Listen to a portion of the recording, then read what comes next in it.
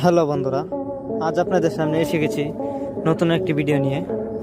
তো আজকের ভিডিওটি হলো, দেখুন মাছ থেকে কিভাবে ডিম সংগ্রহ করা হয়। এটি হলো গাছকাপ মাছ। এই ডিমগুলো থেকে আমরা বাচ্চা সংগ্রহ করব।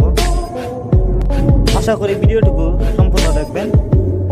তো আপনারা যদি গাছকাপ মাছের রেণু চাষ করতে চান, তারা চাইলে আমাদের কাছ থেকে সংগ্রহ করতে পারেন।